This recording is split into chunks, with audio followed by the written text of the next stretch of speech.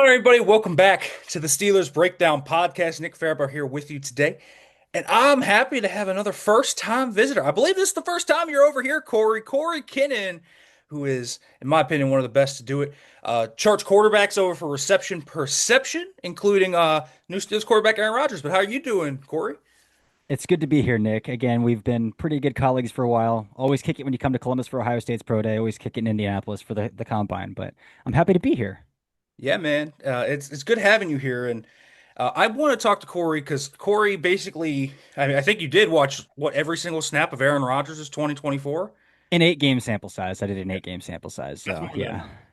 enough. Uh, I've been since they've been signing Rodgers, I've been kind of going back through all of his game tape and watching all the hmm games. I haven't watched all of them yet, but I'm through about 10.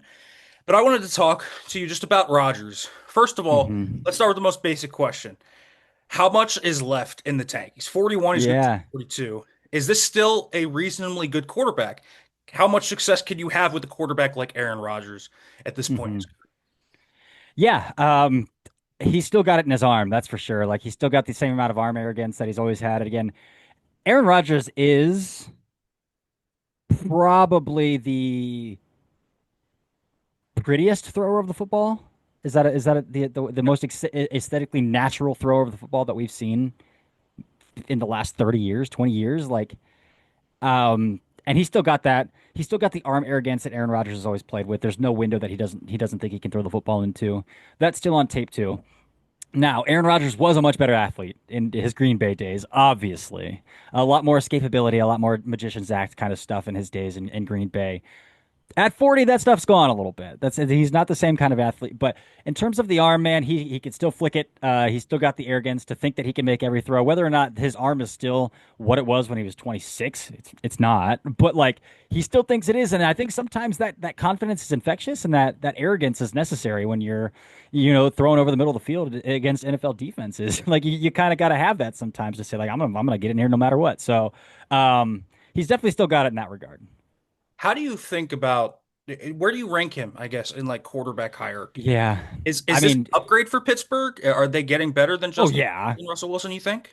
Yeah, for sure. Better than Justin Fields, Russell Wilson.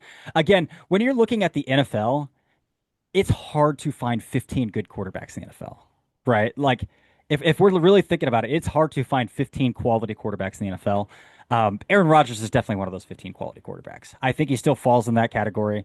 15 to 16 quarterbacks in the NFL who can still play in this league, who can start and you can win, who can contribute to winning. Like not winning in spite of, not just being a bus driver and asking to do the bare minimum. Like you can win with Aaron Rodgers. Not, I'm a Browns fan, and obviously you guys are very familiar with Kenny Pickett. It's not the Kenny Pickett thing where you're like, Kenny, just freaking drive the bus, man. Just drive the bus. Like, no, Aaron's gonna win you games. Like, it's still at 40. Um, Again, not the same kind of arrogance, but like Mike Tomlin's as long as Aaron's healthy and as long as there's not some like major personality clashes, which I'm not convinced of, to be completely honest, like Mike Tomlin's winning record this streak is going to continue. Like Aaron Rodgers isn't going to lose Mike Tomlin that record, Here's the that real streak. question, because I ask this all the time. Can the Steelers finally break their drought this year? Can they win playoff games with this group? And I guess you have to also take into account everything that's happened because Pittsburgh with the Jalen Ramsey trade, Jonnu Smith, DK hmm Metcalf, this whole, the young O line, are they going to come together? Does this look like offensively? Does this look like a roster to you that can at least get there with Aaron Rodgers? He's going to have to do a lot of heavy lifting, I think. Hmm. Um, there are pieces, but they are pieces that Rodgers hasn't historically like fit with, like style wise. Like I'm thinking DK Metcalf. Obviously, DK Metcalf just got paid a ton of money. DK Metcalf is Pittsburgh number one wide receiver. I think it's great that him and Rodgers are working out together all offseason to get that done because Rodgers is a very rapport based quarterback. Like some wide receivers that are awesome in Green Bay, and the moment they leave Green Bay, it's like these guys are Jags. And then they go back to Rodgers, it's like, yep, there it is again. So, like, very much that kind of case where DK runs really well nine. posts, and slants. Like that's kind of his route tree. Like I don't think that's a surprise to anybody who's watched Seattle football or like really has followed DK Metcalf. Like that's what he's not gonna his hips aren't fluid. He's very stiff, and his thing is he's gonna beat you up at the catch point. He's gonna beat you up at the line of scrimmage. He's gonna beat you up at the top of routes, and he's gonna like run routes that are gonna ask him to break as narrow as possible. Like that's his thing. Aaron Rodgers has always relied heavily on like pretty timing based things like the back shoulder fades to like James Jones, Jordy Nelson, Alan Lazard of all things, which I'm not. I'm still anticipating Alan Lazard's going to end up a Pittsburgh Steeler at some point at this offseason. Like whether he gets cut by New York in training camp or the Steelers go out and make a move for him. I'm just anticipating he's coming to Pittsburgh at some point. But like, so that he's a very rapport based, where like you go back and you watch even Garrett Wilson, who has proven to be Teflon. Like he'll go for 1,000 yards no matter who his quarterback is. But Garrett Wilson is a very precise route runner, a very like tempo route runner who wants to be very detail oriented. And I think sometimes Aaron's just like, dude, just turn and show me your face so I can throw you the football. Like, and so when I think about the fit with DK and him, it's like, yeah, if they can get that back shoulder down, like that's great. But like, I mean, I guess the thing with DK's routes, the post, the slant, those are like he's going to just turn the football and expect the football to be on him. Like we're not talking about him running comebacks, like deep comebacks. We're not talking about him running deep outs, digs, those kinds of like things. Like slants are like very much like he's going to beat somebody up off the line of scrimmage. He's going to turn his head and look for the football. So that kind of stuff can work. Outside of DK, outside of Pat Fryermuth, we'll see. I think the Steelers' offensive line, for as much as they've invested in, I think is still relatively unproven. Troy Fautanu has been pretty hurt. Broderick Jones just hasn't put it together yet. I like the interior. You can work with the interior, but now you're either entrusting a running back who's never been a bell cow in Jalen Warren, who I don't know if has the ability to be a bell cow, and a rookie running back who I very much like. I very much like Caleb Johnson. But how much can you put on his workload as a rookie, right? So, like offensively, like how far can that take you? Is kind of my bigger question. I know one of the rationales coming out of the Steelers organization about the Jonnu Smith move is that they really feel like he fits well with Aaron. What do you think of that? Do you feel like Jonnu's going to fit well with him? Oh yeah, because he's a catch and run guy. So like, and he fits well with Arthur Smith. We know that he fits well with Arthur Smith because he's done it before. So like, he's very much a shallow drag. Get the ball in the flat. You can designate some manufactured touches to Jonnu Smith. Very much a like, here you go, take it and go. Like so, um, yeah, I think that's an excellent fit with Arthur Smith with Aaron Rodgers because again, Pat Fryermuth is not a get to the flat, catch the ball, turn up field and run kind of guy. Like you know what I'm saying? Like that's Johnny Smith. So Johnny Smith is coming off that same role in Miami this past year, where like there's a reason he's told Miami like either trade me or pay me. Like that's kind of where we're at in his career. So yeah, I think Johnny is a fantastic fit with Aaron Rodgers. It's going to be fascinating to watch Rodgers. I think that I agree with like most of what you said. I think he's an upgrade. Where do you see him? There's this thing in the Steelers just organization ever since Ben essentially his elbow exploded on him. Hmm. They just do not throw to the middle of the field, like ever. Hmm. And Yeah. Rodgers historically is known as someone that doesn't throw to the middle of the field, but somehow Corey, I did like the numbers, and I talked about these in May. He throws to the field so much dramatically more than Russell Wilson and Justin Fields did. It's going to look Hmm. like a new field open, even though he's going to be like below average. But can the Steelers? Do you think the Steelers offense with Rodgers, because you think Rodgers still has some in there, can the Hmm. Steelers offense, with Ramsey now added to the defense, Watt, I'm assuming is going to get his extension. Is there a formula here to where the Steelers' offense can go from where they were last year, which is bottom 10 unit, to just league average? Like not Oh even yeah. good. Can they be a league average offense and maybe, they can go to Houston and win? Maybe they can Hmm. on the right day go to Baltimore or Kansas City or Buffalo and go toe to toe with those guys. Even if you don't think they can put those together three in a row, can this Hmm. unit go up and be good enough with the defense they have to maybe make this team a real success? As long as the guys they just put in their secondary can still turn and run, like that's kind of the bigger question, right? Like, Yeah. I mean, Jalen Ramsey still is an elite athlete. Jalen Ramsey will probably be 60 years old and still be able to flip his hips and turn and run with the best of them. But like Darius Slay, always more of like a cover three. Like I'm just gonna like open and run right off the snap, right? Like he's not a heavy press man kind of guy. And um, and I don't really need him to be. So I think there is a recipe for that. I'm trying to think through the middle of the middle of their defense though. I You know, mean, you just traded Minka. You Sean don't really Elliott, have a lot of Deshaun Elliott. Yeah, he could play. but right now the We'll starting free safety is see. Thornhill. Yeah, yeah, and the linebacking unit. Correct me if I'm wrong. Is pretty pedestrian on paper too. Correct? I mean, it's Patrick Queen, Peyton Wilson, Cole Holcomb. I mean, Yeah. it's So fine. yeah. It's fine. Patrick Queen is he's a cat chasing a laser pointer, right? You show him misdirection and he's balls to the wall that where he thinks the football's going. Um, which is pretty on par for what he put out in Pittsburgh last year. I remember, I think it was Derek Bell who put out that montage of him just chasing and running, and they'd throw a ball right behind his head. A huge montage that I remember that. But so that's where I have questions. It's like, I don't have any questions about their defensive line. I love Keanu Benton. You know, I love Derek Harmon, Alex Highsmith, TJ Water, Alex Highsmith, TJ Watt. We'll see how comfortable one a lot of secondary stuff is communication based, dude. Like a lot of it is like 80% of it's communication based. Just don't blow coverages. Thornhill's new. Slay is new. Ramsey's new. JPJ has never played with any of those guys, so you might as well call him new, even though he's not new. So like we're talking about a unit here that has to learn how to get it together, like and pretty quick, like in Yeah. training camp. I mean, listen, I'll say this. They had a unit that was very similar and stuck together for a large part of last year, and they blew coverages left and right. Yeah, They've yeah. changed. They've changed inside linebacker coach. They've changed secondary coach because of that. So let's hope, I guess, and see. Ramsey's going to be a chess piece they probably didn't have because he'll be their slot corner as well as playing Mhm. outside. He'll do some different things for them. I am more. I think the offense. I think the defense will be good enough regardless. Even if you have questions about how good they can be, ceiling wise, I think they could still be very good. This offense, I guess, is my biggest question.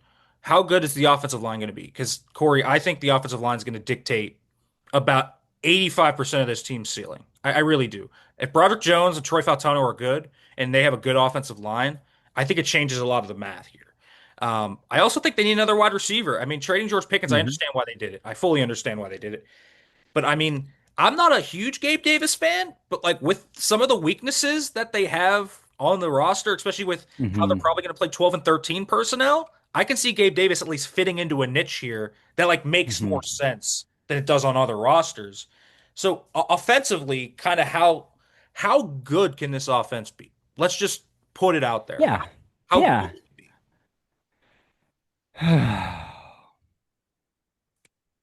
Top 50%. I think middle of the road is probably right where we're sitting here. I think so. Like again, we're talking about outside of DK. What established weapon is there on that offense? You know, Pat is good.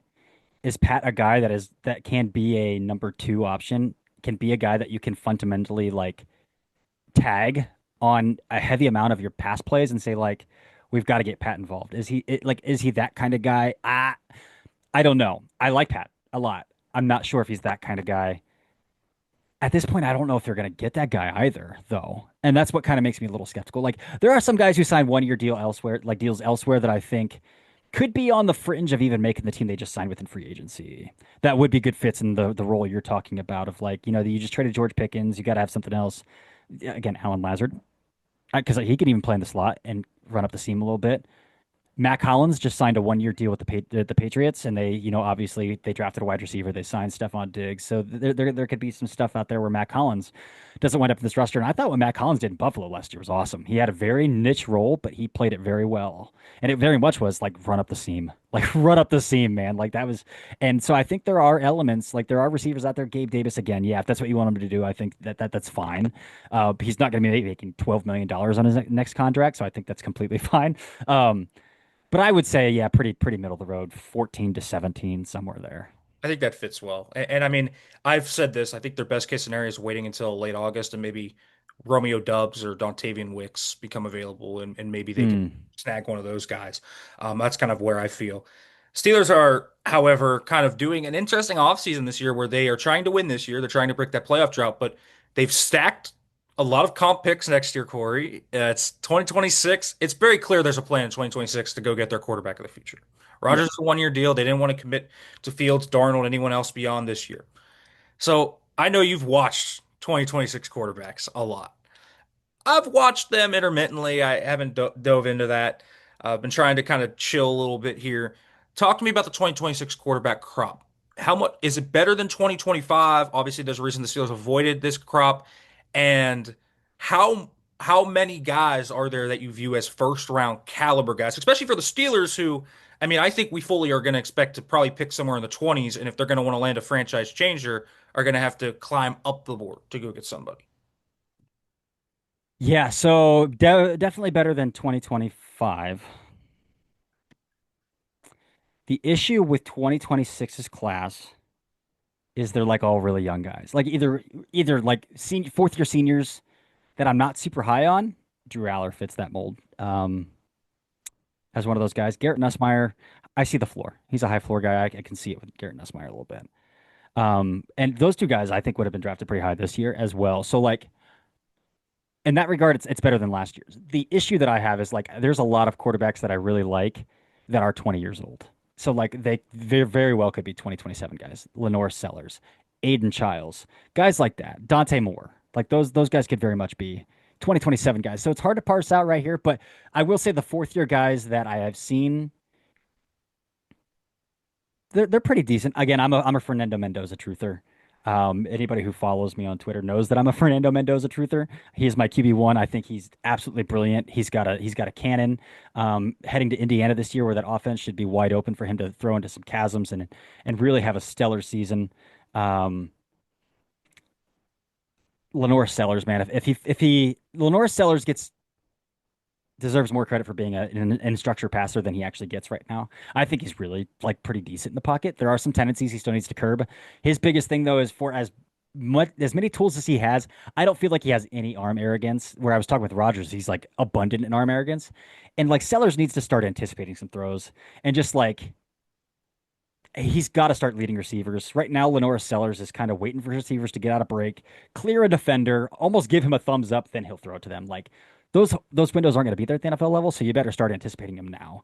But if he does that, like there's no reason he's not a top five pick in my mind. The dude's going to run a 4.5, low 4.5, high 4.4. He's 240 pounds. He's strong, one of the strongest quarterbacks I've ever seen in my life. He's impossible to bring to the ground, and he's got an absolute nuke for an arm. So, and he's pretty accurate with the football. Kate Klubnik, another one. I think another fourth year guy that I'm pretty cool with. Pretty cool with. The tools are there. The linear progression every single year has been there. And then again, I'm cool with Nussmeier. I can get there with Nussmeier as a high floor guy, but like I'm not trying to draft him in the first round. If you're desperate enough, go for it ish. But like very Mac Jones ish to me. Like the Patriots took him because he was like the fifth quarterback off the board that year. So like you kind of had like that's kind of how I feel about Nussmeier. And Nussmeier is better than Mac Jones was. But yeah, but that's about it as the guys that I'll buy into. You couldn't get me to buy into Carson Beck. You can't get me to buy into Drew Aller. Some of those other guys that people want to talk Sawyer Robertson. You can't get me to buy into Sawyer Robertson right now. So some of those guys, it's like, yeah, those are their afterthoughts until they prove to be more. But it is better than last year. A long-winded answer there. I mean, I watched Sellers, and obviously he's way more mobile, but the way he shakes off some guys was very It's reminiscent of young Ben. Peter Woods is staring him down the barrel, and he's shrugging him off his shoulders, man. Like that's we're talking about the best player in this, probably the best player in this year's draft class.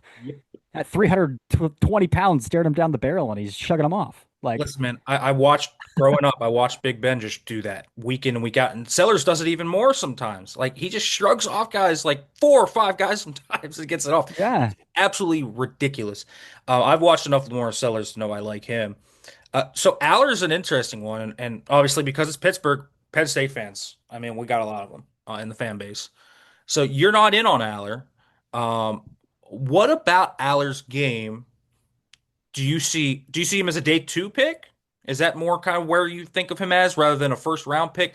I mean, there's obviously hmm great flashes on tape sometimes with Drew Aller, but what about Drew hmm Aller's game makes you not buy into him as a first round quarterback? 'Cause, I mean, I'm thinking about the Steelers right now at 20. Well, I don't know. Let's say they pick 23rd, and hmm even if they trade up a little bit, you're probably in range where you're talking Nussmeier, maybe Klubnik, but definitely I hmm think Aller's in that discussion for them.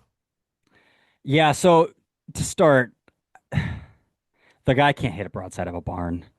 And like again, we're talking about him working with an offensive coordinator in Andy Koltanecki, who is like one of the most creative, tries to do the best that he can to make life on a quarterback as easy as possible.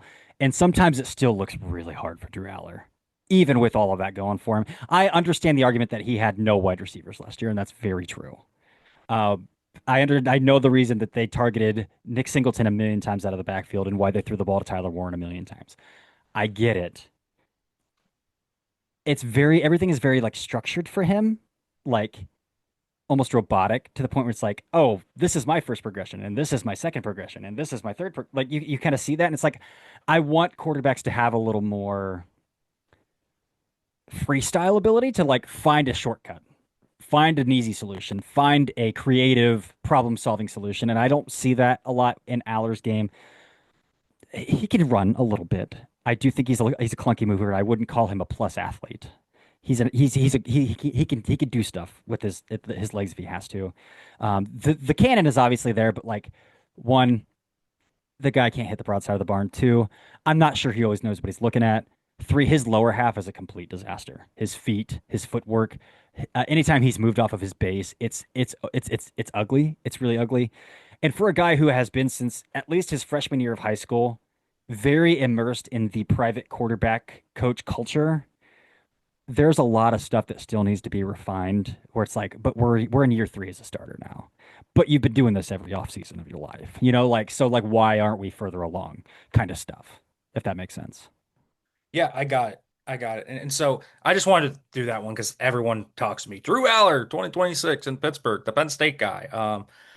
There's also I think he's like more of a third round pick. Like you take a shot on the arm right now and you hope you can make something work with it, but that's kind of what I would say right now. yeah, I mean, I'd have to dive into the tape to get my own opinions on him, but I've seen that a lot, like where he's just all over the place at times. I'm gonna put you on the spot right now, Corey. Okay. Okay, we're I mean, we're 9 months out still from the draft. But if you had to say which player you see right now of the guys you scouted that would fit best into the Steelers kind of scheme and what they need at quarterback, what quarterback sticks out to you as the guy? Um, Yeah. Nussmeyer. I again, the Steelers are going to be good enough where they're not picking top 10. They've traded up a couple times, like Devin Bush, things like that. But like, so we're talking middle to 75th percentile of the like that part of the first round. Like Sellers is going to be gone. Sellers again, who's the offensive coordinator? Is Arthur Smith going to be good enough to where he keeps his job another year? Based on how long Matt Canada kept his job, I can assume yes. yes, I would assume. Um, I can assume yes. With that being said, I probably Nussmeyer. Just because he's so good on time, he's so good on schedule. He is fairly accurate when he is on schedule on time. Can get the ball out from a lot of different platforms. When structure breaks down around him is when it starts to break down for him as well. When things like defenses throw ghosts at him post snap based on what he sees pre snap, that's where it can start to break down a little bit. But with Arthur Smith, I can trust that he can get the ball out fast, and I can trust that he can understand what he's looking at pre snap. I would say Nussmeyer in that regard. If they Um, traded up for a guy and just ran the farm, traded their 27 first, ooh, because I think that's a possibility where they try and really hop into the top 10 here and try and get their guy. Um, who do you think fits best? it's I will say this. I just Sellers. watched preliminary tape. I think Sellers fits what they like a lot. I mean, Sellers, because I mean, look what they do at South Carolina, right? Like South Carolina turned Spencer Rattler from the most bozoed pocket drifter, no ability to stand in structure whatsoever at Oklahoma to like almost overly robotic of a pocket passer at South Carolina. So like he's coming from a very pro style. Dowell Loggins was his offensive coordinator last year, who's now the head coach at App State. They promoted their quarterback coach, who's another NFL guy, like longtime NFL guy, to offensive coordinator this year. Like he's very much immersed in this pro style, under center, wide zone-ish kind of stuff at South Carolina. And to the point where like obviously the tools are outrageous. Obviously the play strength is outrageous. He's almost like, but the way he plays, the way he sees and the accuracy a little bit, like he's almost Super Soldier Tannehill. Like I could see Super Soldier Tannehill as a kind of similar comp for him because Tannehill's very much the same thing. Tannehill's a converted wide receiver. He was athletic enough to get on the move when he needed to. Tannehill was always accurate. Again, with Tannehill, it was like it took him a little while to get there from a cognitive standpoint. Once he started to learn how to play on schedule, once he digested a playbook, once like then it's like, oh yeah, you can win football games with this guy. I think you can get the same spot with Sellers. There are some pocket things I want to see improve. Like he hits his last drop in like a 5 step drop, and he sits at like 9 yards deep in the pocket instead of climbing back through. Like that stuff kind of bothers me. He holds the ball a very long time, but he's a good enough athlete to kind of compensate for it. But he does hold the ball a very long time. And then he needs to start throwing, like trusting windows, trusting his receivers to be where they're supposed to be instead of waiting to see that the receiver is where they're supposed to be, if that makes sense. So like, but like the way he plays is almost supercharged, like super soldier Tannehill, who can also do a lot of fun stuff outside of structure, but in structure, kind of that similar Yeah. beast. Listen, Corey, I'm sure I'm going to have you on here a lot to talk about 2026 quarterbacks because that's going to be the focus of the entire Steelers this offseason, but we'll see where it goes. Uh, Tell them where they could find you, follow you, everything like that, Corey. Yeah, so fit Cory Kinnan on Twitter. I have my own NFL draft site as well that I went independent on last year, and I've seen really good results, and it's been awesome to see it grow. But that's Daft on Draft Football. Host the Daft on Draft podcast there. Do a lot of video content. Again, it is paywalled, it is paid subscription based, but do a lot of video content of breaking down players live on video and kind of talking through what I'm seeing, things like that. Scouting notebooks. I have a Discord channel as well through there where I have a locked channel for insider information as well. The things I hear from scouts, stuff like that too. Daft on Draft is my main like mothership, you could say. So check that out. Make sure to follow me on Twitter at Farabaugh guys. Like, comment, subscribe. Check the Steelers stuff out, penlive.com/Steelers. Thanks for watching.